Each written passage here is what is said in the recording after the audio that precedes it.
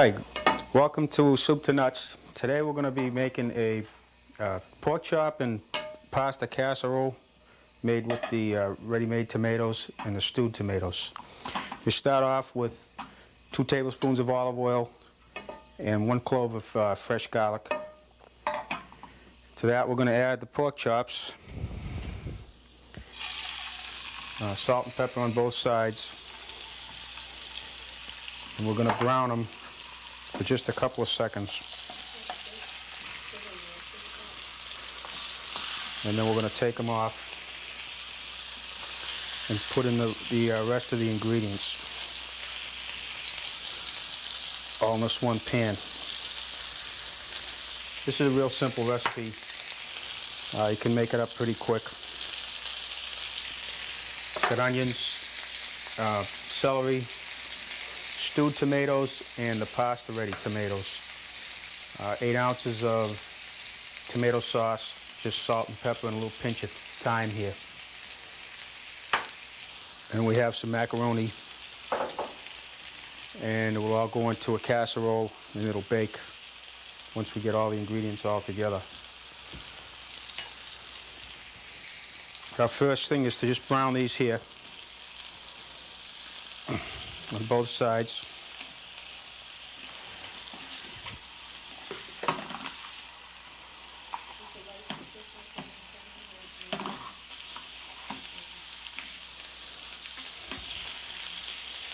And keep the garlic in here. You can use any pork chops. These are thin center cut pork chops. And the pasta is this spinach and tomato pasta, but you can use, anything you have around the house.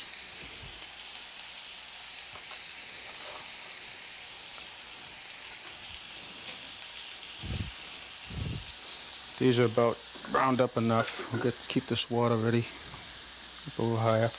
The oven you can preset at 350 degrees about this time here.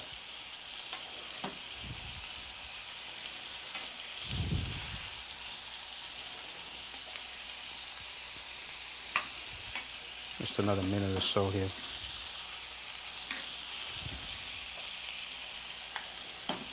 You can make this and freeze it. Take it out later, take it out that day, morning before, and then cook them all up.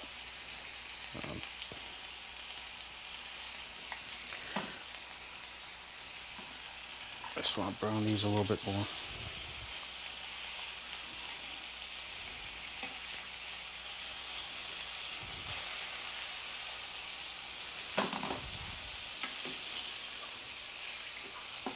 Okay, that's fine.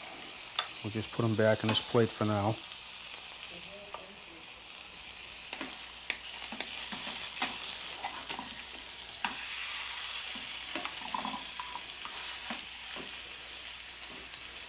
You can use the boneless pork chops too, the tenderloins or whatever.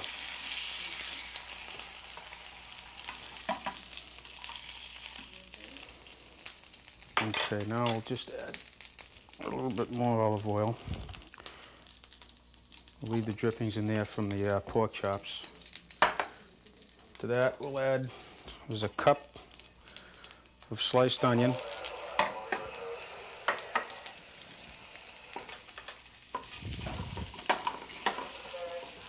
What do I hear?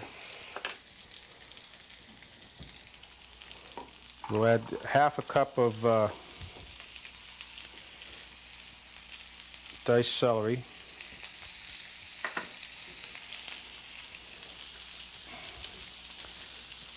A little more pepper.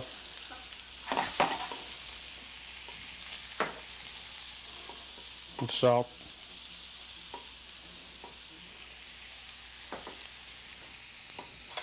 And these are going to have to just fry up for a little while. These add a lot of texture to the final product when you're eating it, the onions and the celery. You don't want to overcook them too much. Now at this point here, we just put in just a hair of thyme. Calls for like 1/8 of a teaspoon.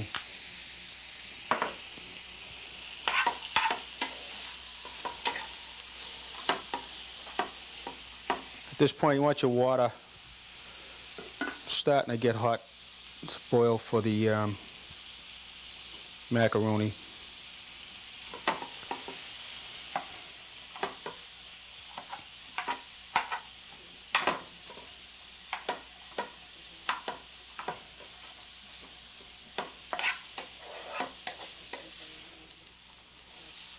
You want the onions probably get a little bit brown.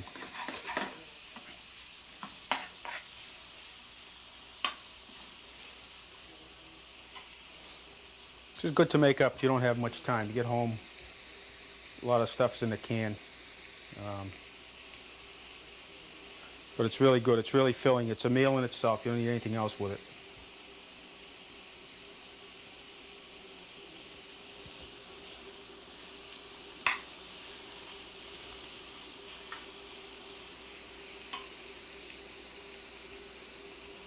What we're going to do is put these pork chops back in here in a minute.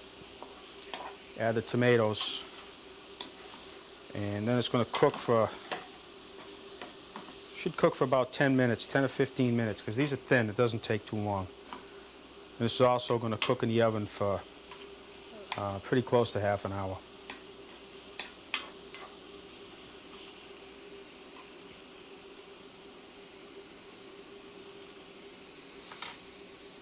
Now, one thing I want to do is drain this here. I drain the stewed tomatoes just to get the tomatoes, the chunks of tomatoes, and this here we leave as it is. Otherwise, it might get too much liquid.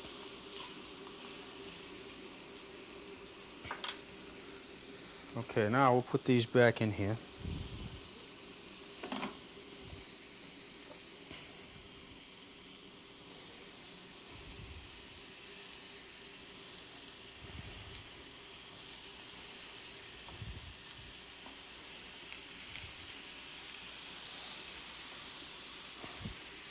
I'm just going to let that cook just for a little less time.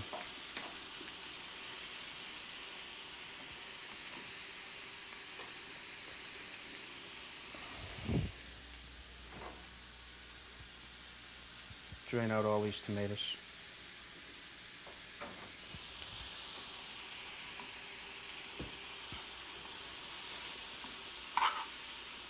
Okay, at this point, we'll add the pasta-ready tomatoes.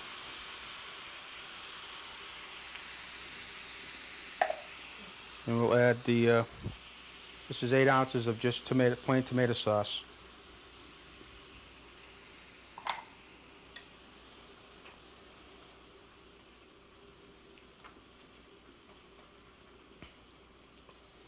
Let this mix in.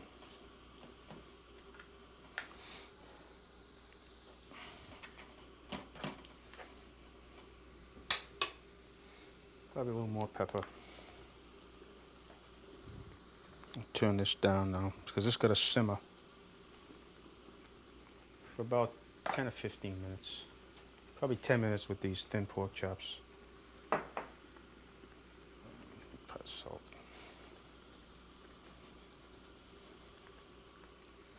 I'm going to put these tomatoes in now too.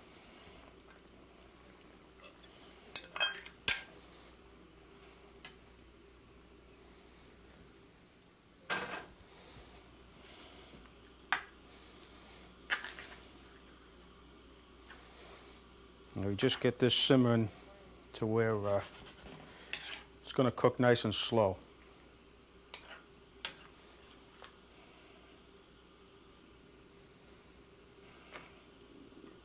We got our water boiling here for the pasta. The pasta is going to cook a short while because this will be going in the oven, and it's we don't want it to get too mushy. So you're going to cook your pasta probably half of what you normally cook it.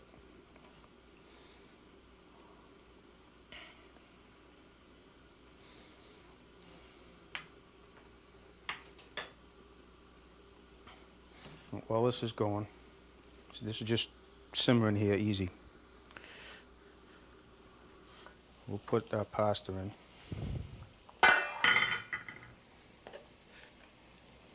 Put a pinch of salt in the water. There's about 8 ounces of pasta here. We'll drop that in.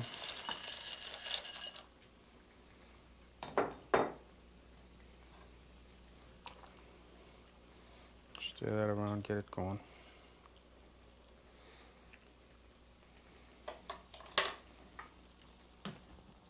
Mix this around here.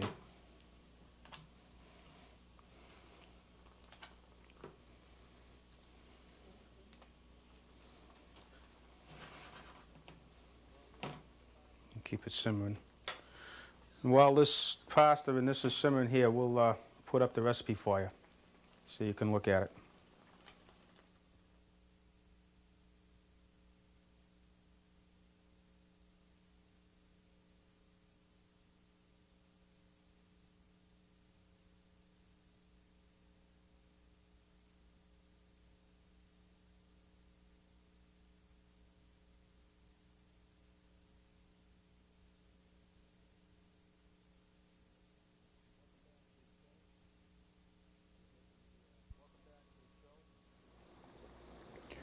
Welcome back to the show. We're making the pasta and pork chop casserole. We have here the pasta's just about done. We have the pork chops here underneath cooking, just about ready to go. What we're going to do is take these pork chops out now. Once again, we're going to put them in the plate. And this is a relatively low-fat dish as it is here. These pork chops are pretty lean. If you wanted to make something more low-fat, you'd cut all the fat off the pork. You could make it with chicken, which would be real good. Then it would be real low-fat because you just have the tomatoes and a little bit of olive oil. The pasta and everything else doesn't have much fat in it. And if you didn't care about the fat, another good way to make it is with sausages cut in about 2-inch pieces. It comes out real good that way too. Okay, what I'm going to do now, we're going to drain this pasta here.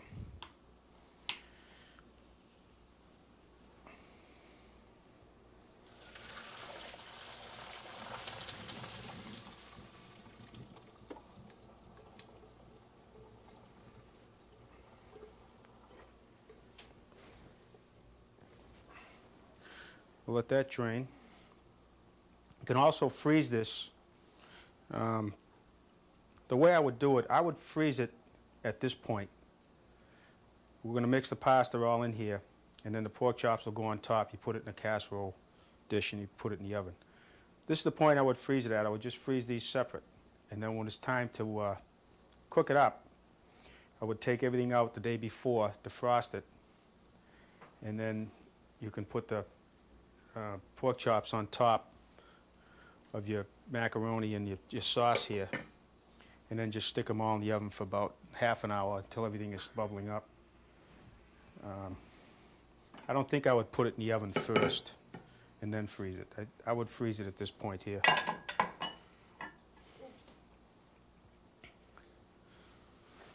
Oh. Okay, this is just about all cooked here.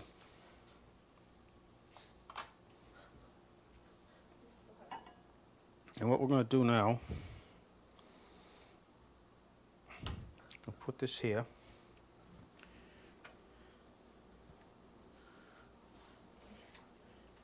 We're going to mix this pasta right all inside of this. So all be mixed together.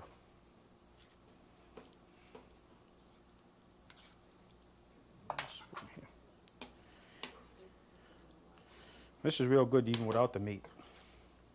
You can just make this without the pork chops if you wanted to. It's just, you get a lot of the flavor when you first saute the pork chops in the olive oil.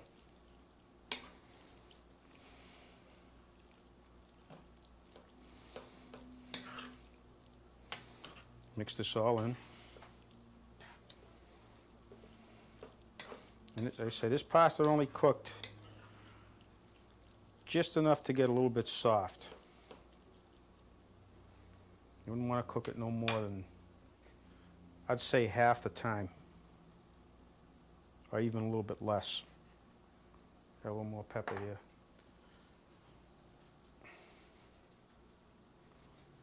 And a little more salt.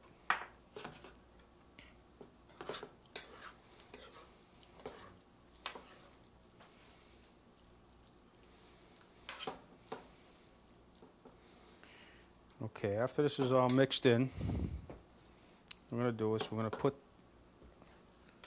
a spoon all this in here.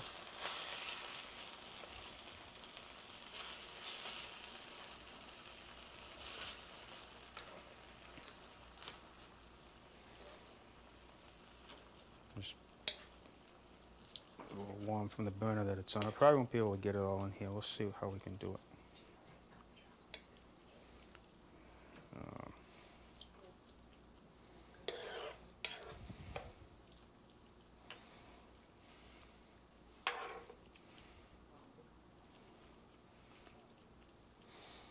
Also, this is good. This part here is good cold. You can have it cold. As in a, it's like a pasta salad.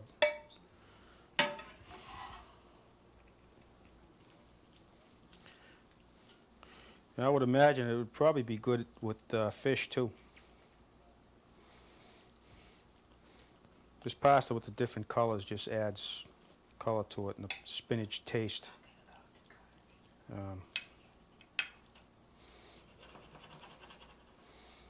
Okay, that's all in there. Now what we're going to do is just lay these right on top.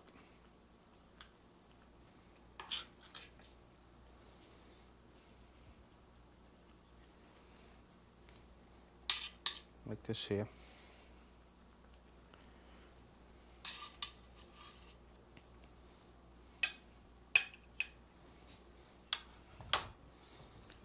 Cover it,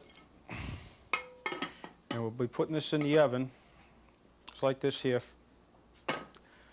for probably 15 minutes. When it starts to bubble, probably 15 minutes, and then it'll be done.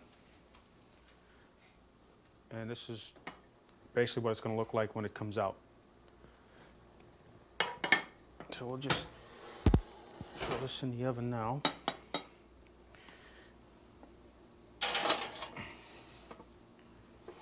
And like I said before, you could make this up weeks earlier, but if you're going to freeze it, don't put it in the oven. Freeze it before you put it in the oven. Freeze it, and then when you pull it out, you can put it in the oven as long as it's defrosted. And I would just wrap the pork chops separately. But you're going to have to cook the pork chops in it because they add the flavor to the sauce. And in approximately 15 minutes, this will be done.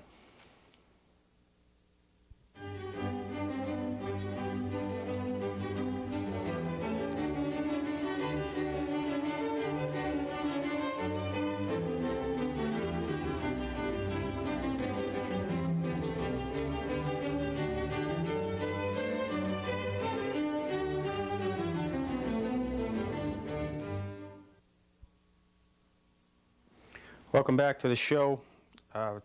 Casserole has been cooking approximately 20 minutes. We'll pull it out and we'll get a look. See how everything comes out.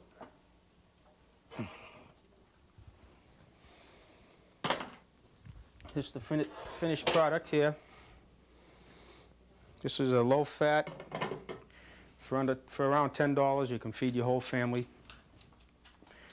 And thanks for watching Soup to Nuts, and we'll see you next month.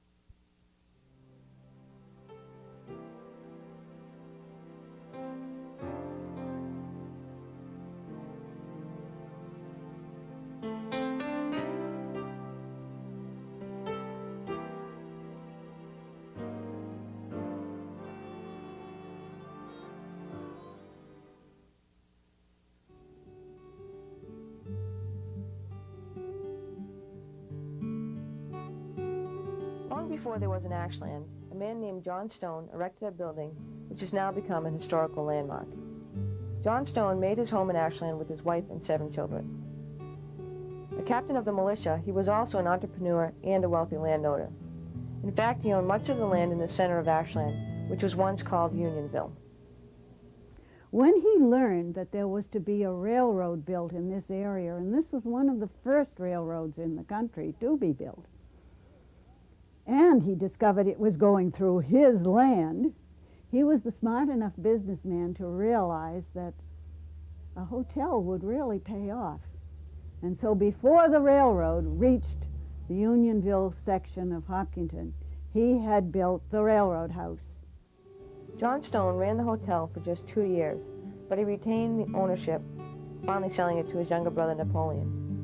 In modern times, it was called the Ashland Hotel, until 1976, when Cappy Fournier bought the building. Before Fournier took over, it had been considered a rough place, avoided by genteel clientele. But Fournier restored and reopened it as a restaurant. He named it after its original owner, and soon it became known as John Stone's Inn. In 1993, the building was purchased by Michael Curatola, a local contractor. In December, he reopened the restaurant, and he continues to keep the tradition alive. With what we did to it, we really didn't change the basic atmosphere in it, keeping the old rusticness, the beams, exposed beams, the natural wood throughout, and the decor, keeping it more of that type period. We wanted to keep the same type atmosphere as it used to be. And as far as what type of restaurant we want to really get into, the executive chef's intention is to make this a 5-star restaurant at some point in time. And although we want to make it a 5-star restaurant, we don't want the stuffiness that goes along with it. As you can see the way I'm dressed, we want it to be a casual type place. We want people to feel comfortable here, whether they prefer to wear a jacket or come in jeans. I think it can adapt to any type of dress and any type of person. John Stone's Inn has adapted to all types of people, but not always a living. Although the inn is well known as a restaurant, it is equally well known for the ghosts it supposedly haunted.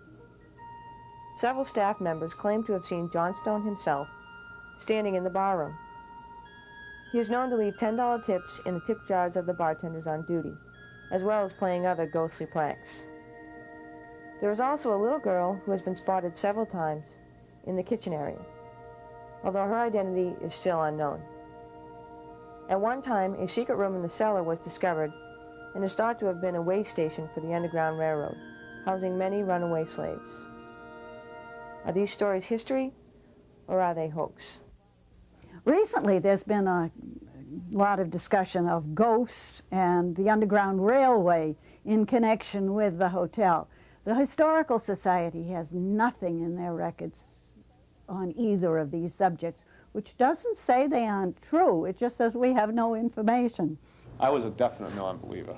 In all honesty, I just did not believe in that stuff. I thought it was just a hype to basically market the place and so forth.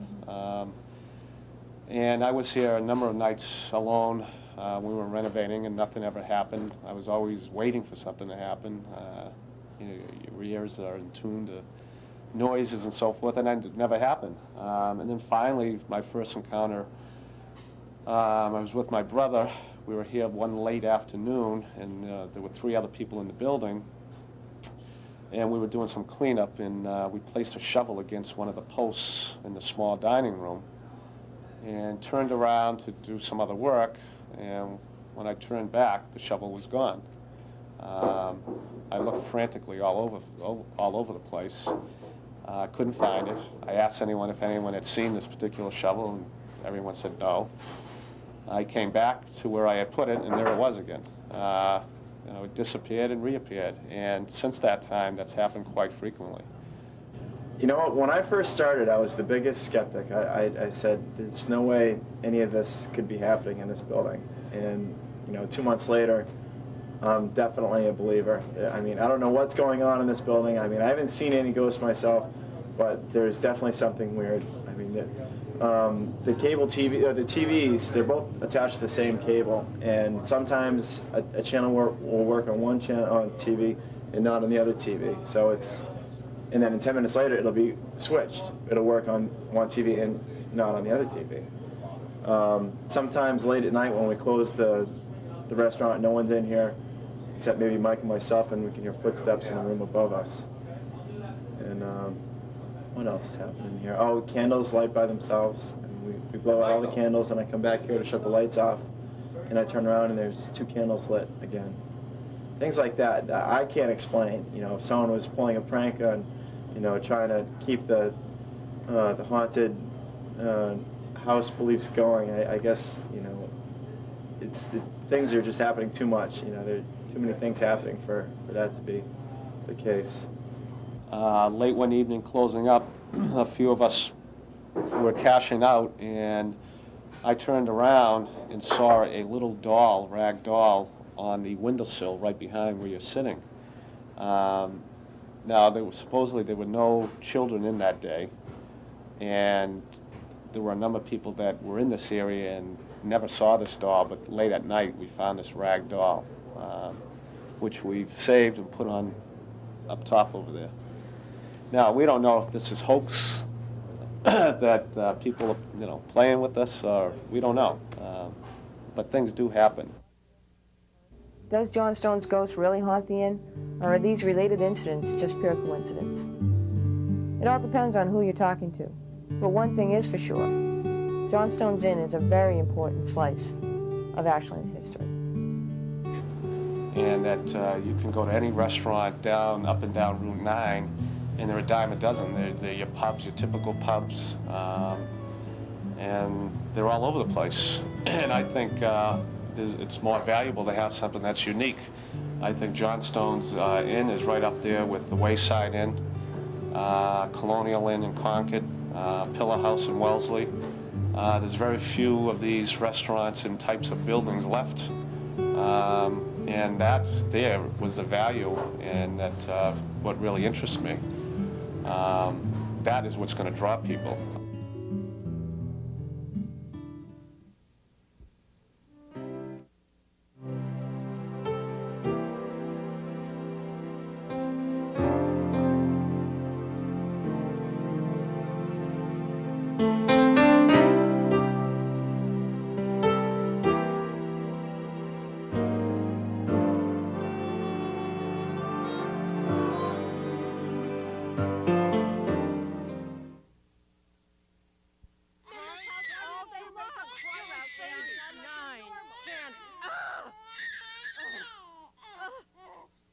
Baby on the teacup, when the wind blows, the pillow will rock. Oh, I just can't stand it anymore, will you?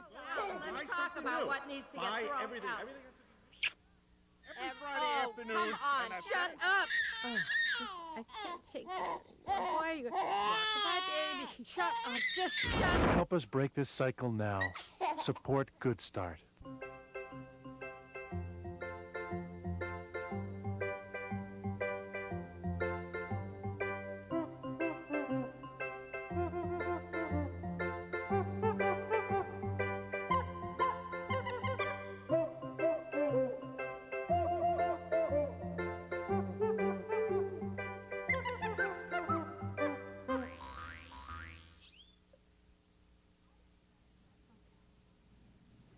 Everybody, welcome to Calling All Kids. I have a new guest today. Her name is Janae, and she's sitting on my lap. And then I have Brittany and Caitlin and Katie and Christy and Ariana. And Haley Irusi, who is usually here, is actually behind that camera today. She'll be filming for us, and she's doing a great job. Our first story today, girls, is called Picnic Pandemonium.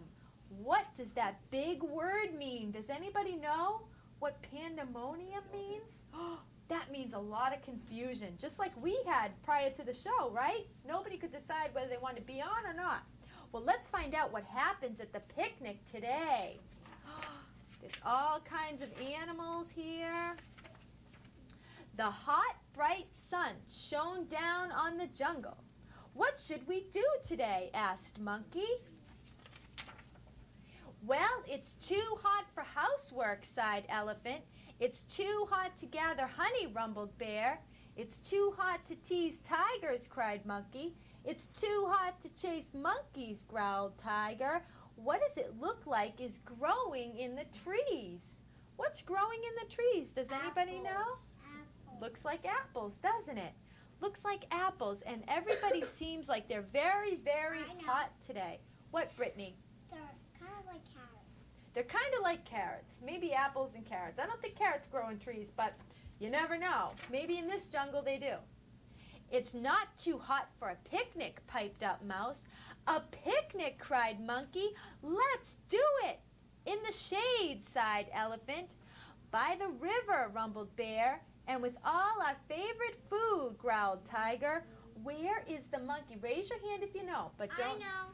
Where is the monkey hiding? Where's the monkey hiding, Katie? I know. It's there. He's hiding. And where is he, Brittany? I know. Where is he?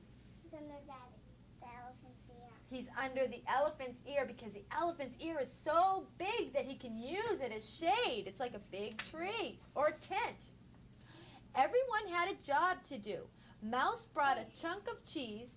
Monkey brought a bunch of bananas. Tiger brought a bag of potato chips.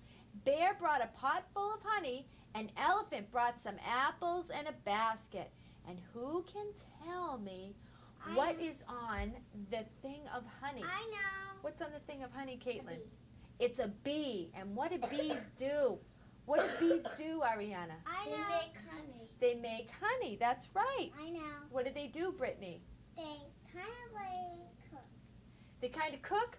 Well, I guess you could say that. They do make honey, so in a way that's cooking, right? I guess. It was Elephant's job to pack the basket. It was Bear's job to carry it. And so off they went to the river.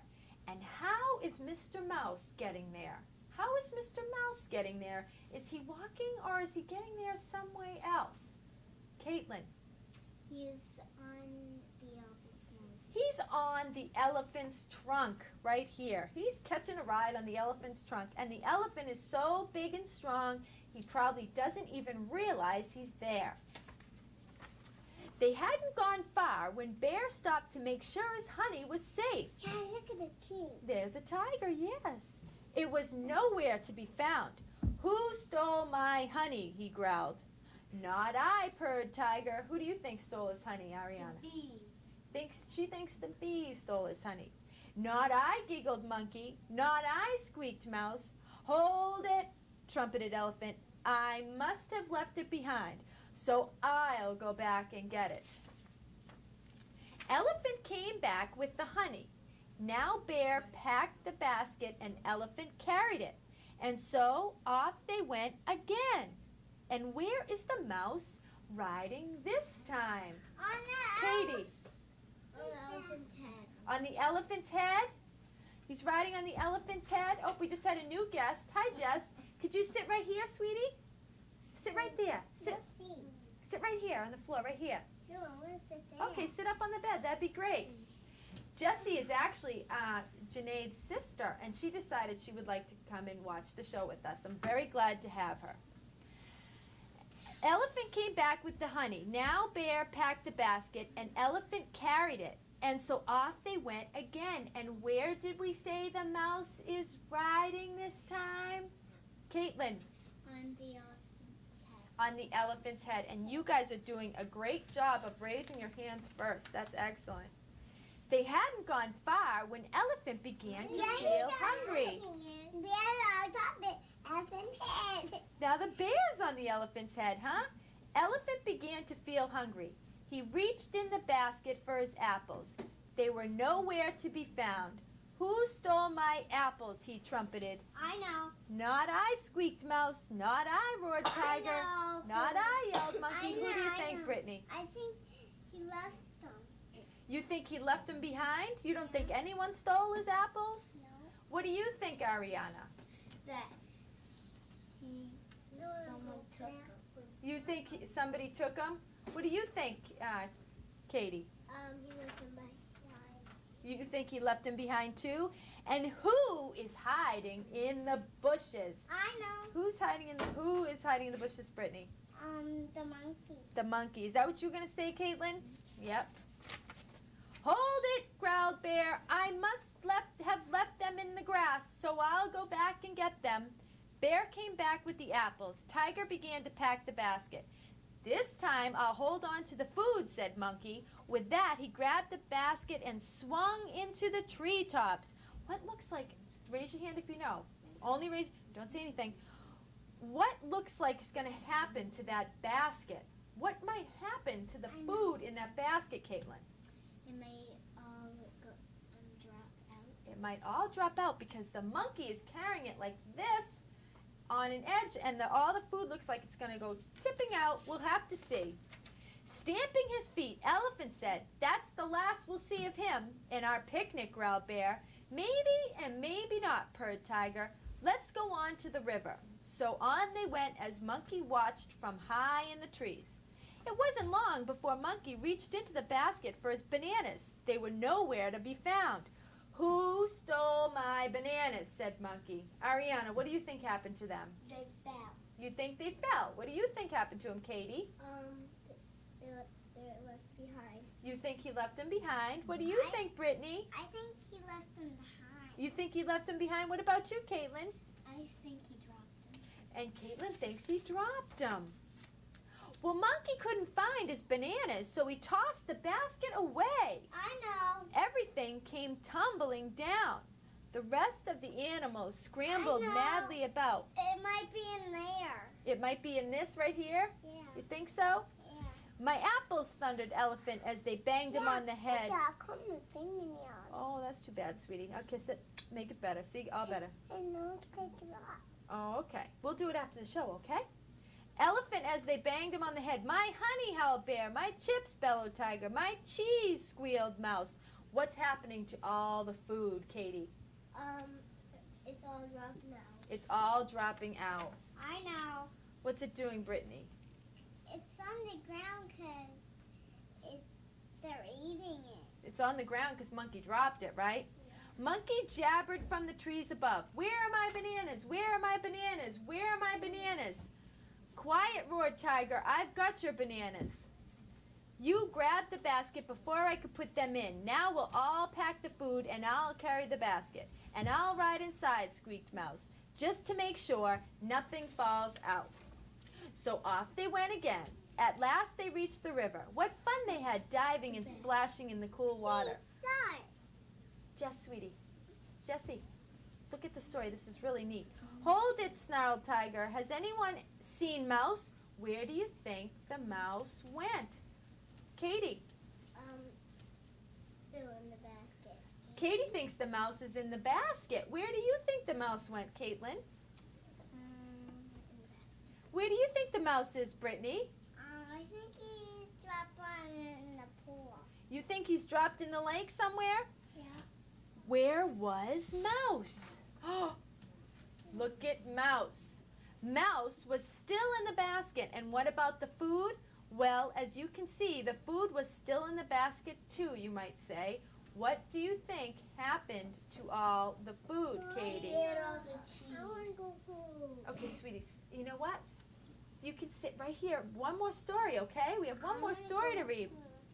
You might say, what happened to the mouse? What did Mouse do, Brittany? He ate all the cheese. He ate all the cheese, and what else do you think he ate, Brittany? I know. He's fat now. He's fat now, and he got fat because he probably ate all that food. Look at him. He's roly-poly, right? Okay, we have one more book to read. This is another story about animals. Jessie, you will love this book, okay? Yeah. You'll love this book. It's about a whale. And there's the whale. And whales, where do they swim? Whales swim where? Katie? In the water. In the water, in the ocean, right? I know. Yeah, that whaley. There's a big whaley, right? I know. This is a bed. Yes, sweetie. You know what? Why don't you hop up there so everybody can see? Okay? Or can you, oh, that a girl. That's a good girl. That's good. That's good, okay? Let's read this story. This is a really great story. I read this last night. This is really good. Joshua was a baby whale. He lived in the ocean with his mother. Look at all those. There's two more whales. Joshua was big, but his mother was bigger, and some whales were even bigger than Joshua's mother. Well, here's Joshua, and here's Joshua's mother, and they're swimming in the ocean, right? The whales liked living in the ocean. Joshua liked to swim in the ocean, too, but he was a very curious little whale. He wondered what it would be like to live on the land. Who else wondered that? This is a story by Disney. Do you remember the movie by Disney, Somebody Wished They Could Live on Land? Do you remember what story that was? It's a Walt Disney movie. It was The Little Mermaid. Remember the Little Mermaid wanted to come out of the water and live on the land? Remember that? I can't see. That's how Joshua was. I got that movie. You have that movie? That's a great movie, huh? No, no, no, Joshua's mother warned. You must never go close to the shore. It is too dangerous. But one day, when Joshua's mother was not looking, he wandered away. He swam toward the shore just to look around. He saw sand on the beach and grass on the hills, and he saw tall trees. He's in the water. He's in the water, that's right, and he's swimming towards the land. But it's dangerous. It's dangerous. Why do you think his mother doesn't want him to swim near the shore? Does anybody know? I know. Why do you think, Brittany? Because he might get hurt. Because he might get hurt. Well, let's find out why it's dangerous for whales to swim too near the shore. Then Joshua saw the most wonderful thing of all. He saw a little boy walking along the shore. The boy waved his hand and called, "Hi, baby whale." Joshua could not stop himself. He swam a little closer. The boy called again, this time even louder. Joshua tried to talk through his blowholes, but only a fountain of mist spurted out. There's a big whale, huh? Come closer, the boy yelled. My mother won't let me, Joshua tried to say. Please come closer, the boy begged. Although Joshua knew he should not swim any closer to the shore, he did. And he might be in trouble, right? Because you never know what's going to happen. My name is BJ, the boy called. What is your name? The baby whale tried to say Joshua. Sweetie, can you sit down on the floor just so they can see behind you? It's okay. You can sit down on the floor. Okay, hop back up on the bed. That's a good girl. What is your name? The baby whale tried to say Joshua, but he could not make the sounds out in the boy's language. Then Joshua swam even closer. Soon he was in shallow water, and the sand tickled his stomach. Then suddenly, a big wave came up and pushed Joshua onto the beach. But when the water washed back into the ocean, it did not take Joshua with it. Has anybody ever swam in the ocean before? And what happens when the waves come up? What happens when the waves come up? The waves are very, very strong, aren't they? My sister and her friend, they went in there and my sister got cut when she came out. When she came out from the things that are underneath the water. Well, the wave is very, very strong, and if you're not careful, when it goes back out, it may pull you in, so you have to be really careful. But a big wave came up and pushed Joshua onto the beach. But when the water washed back into the ocean, it did not take Joshua with it. Poor Joshua was beached. He could not move forward, and he could not crawl back into the water. He was stuck.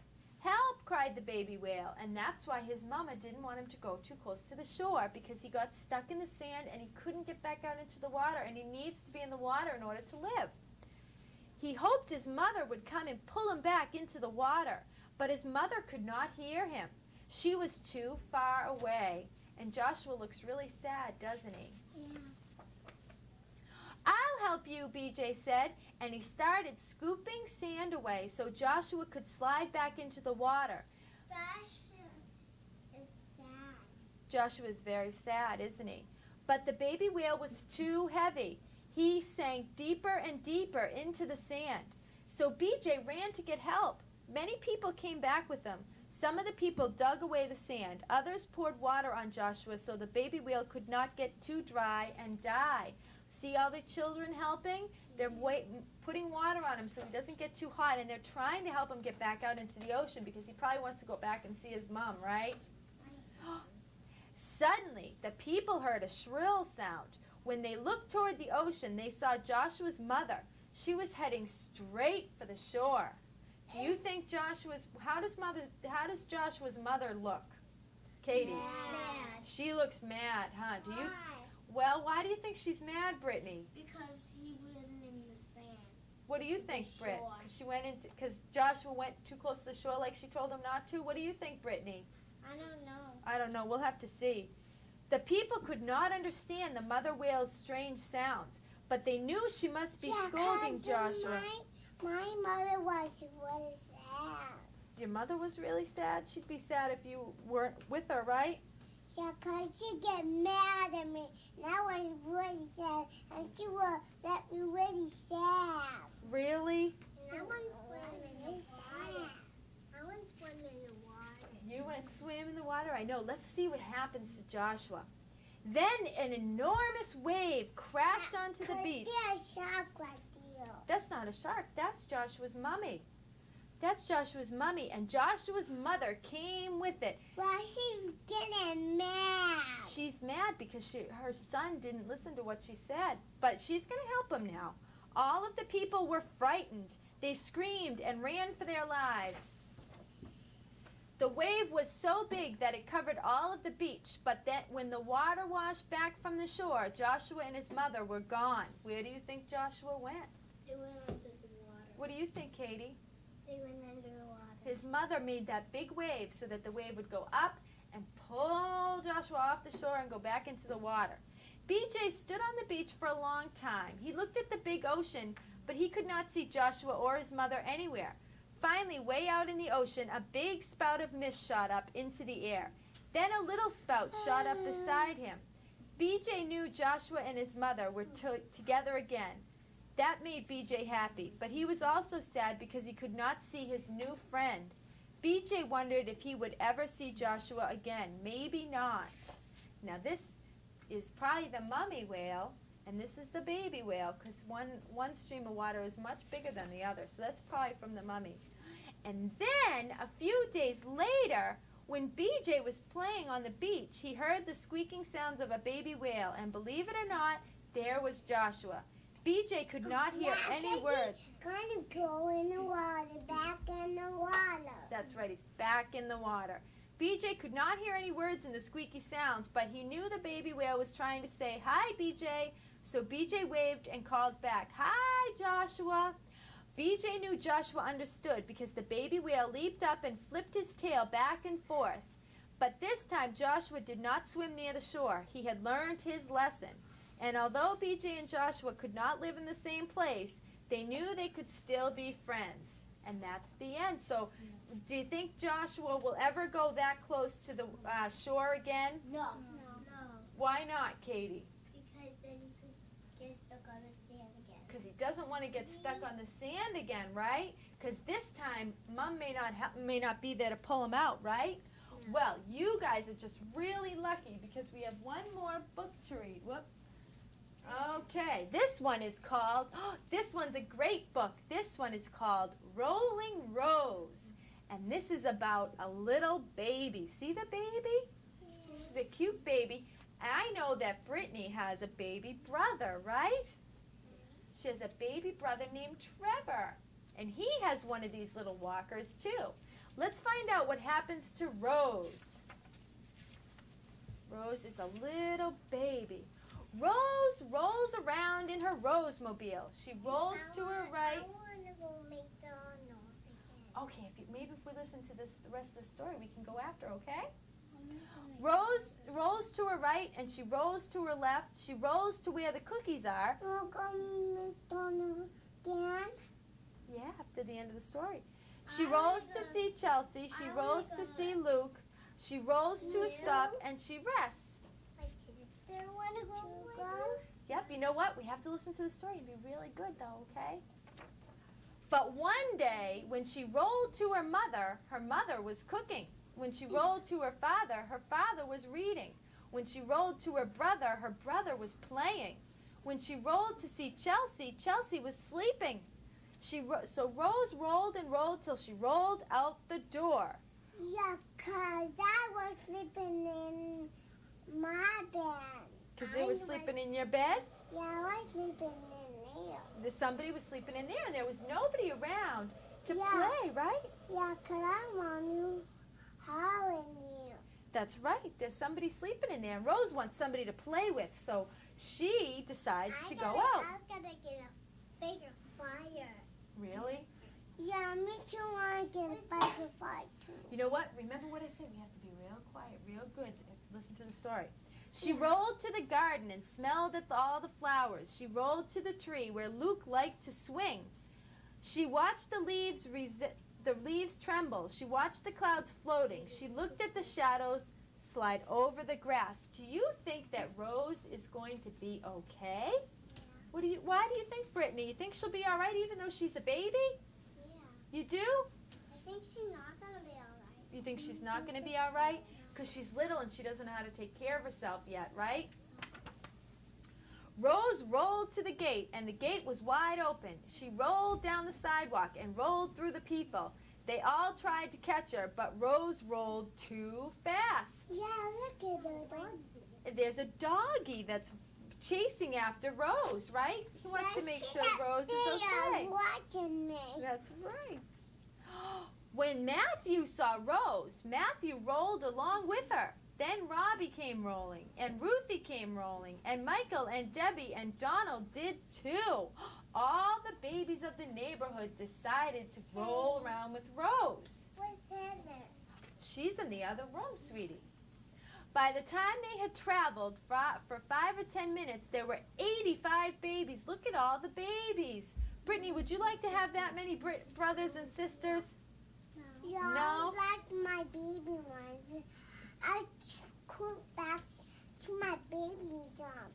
Oh, really? When they rolled past the houses, it sounded like the thunder. I wish my baby were there. You wish your baby were there? Yeah, I wish my baby there. They rolled past the houses. Yeah, I wish my baby's here. That's right. You know what? We have to be quiet just for the rest of the story, I wish my okay? baby's here. Rattling the windows, they rolled out of town, and look at the doggy. Yeah, wish I can get my baby out of the box. I know. Let's find out what happens to her. They rolled down the highway. They rolled. What happened to my baby for us? I don't know. Let's see. Let's find out. They rolled over bridges. They bumped and they bounced down an old country road. Oh, my word. They came to a meadow and waved to the cows. And what did the cows say? Moo. There came to a cornfield and rolled down the rows. They rolled to a hilltop and looked at the view there. But rain clouds were coming. And soon the rain was falling. So 85 babies. I want to go home. Okay, sweetie, after the story, okay? So 85 babies raced home through the rain. They plowed through the puddles. They sloshed to their houses. Up to her front door, Rose slithered and slid. Do you think the babies are going to be all right? Do you think the babies are going to be all right? No. No, let's find out. The cooking was finished. The reading was over. Luke wasn't playing. The dog was awake. They hugged her and bathed her and dried her and fed her. Rose is back home now. She's all safe with her mom and her dad and her brothers and sisters, right? And that was the end of Rose rolling that day. Who does it look like is sleeping with Rose? Katie. The dog. The dog is sleeping with rolling Rose. That's Katie, yep. Well, girls, you were all wonderful tonight. We had some good stories, huh? Did you enjoy them? Yeah. Which story was your favorite, Katie? Which story was your favorite? This one is a blanket. Yeah. Which story was your favorite? The baby book was your favorite? What about you, Caitlin? Rolling Rose. You liked Rolling Rose too? What about you, Brittany? I like the Rolling Rose too. You like the baby one too? What about you, Ariana? I like the same one. You like the Rolling Rose. What about you, Christy? You like the same one? You thought that was the best one? I want one too. Yeah, which Yeah, one she do you got like? a mic and I should not buy the winner. Really? Buy it. Really? Sorry, can we sing a song? What song would you like to sing, Brittany? Twinkle, Twinkle, Little Star? Yeah, twinkle the stars right there. You want to sing what? Okay, do you want me to sing with you? I don't know all the words. Okay, as we're going to go out, we're going to sing a song. Yeah, 'cause he said a bad, yes. 'Cause Jessie said a bad word. Oh, she did? That's all right. Ready? Everybody wave goodbye and say thank you, and we'll sing, Brittany, okay? Ready?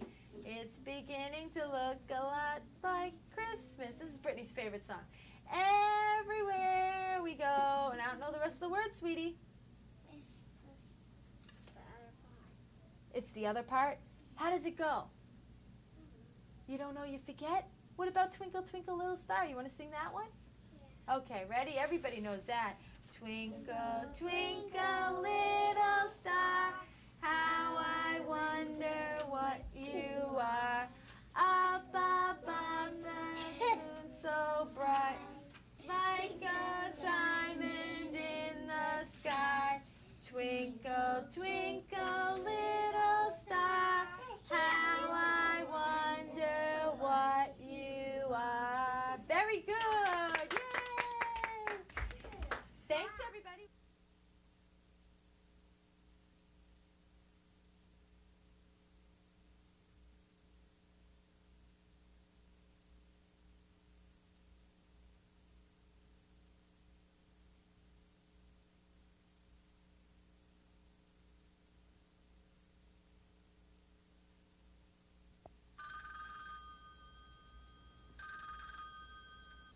Hello? Yeah. Where? On Union Street? Okay, as soon as I can. Right. I'm on my way. David? A voice calls out to you on a cold and lonely night. Where's Daddy going? Help is coming soon. Everything's gonna be alright. Bye-bye. Take care.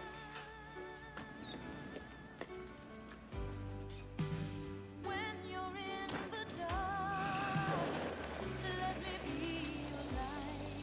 And when the struggle gets too hard, let me fight your fight.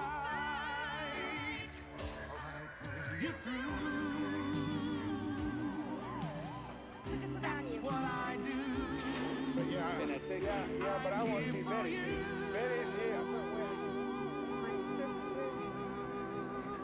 I need Air Rescue 15 right away. Get me that chopper on the double. America, let me dry your tears. America, let me stop your fears. America, let me hold your hand. I understand.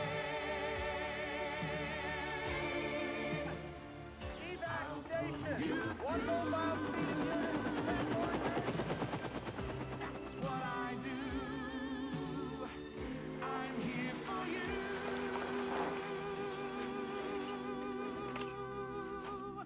I'll pull you through. A voice calls out to you. Every day someone needs us, and we need you. David, you really are a good guy. Be a Red Cross volunteer.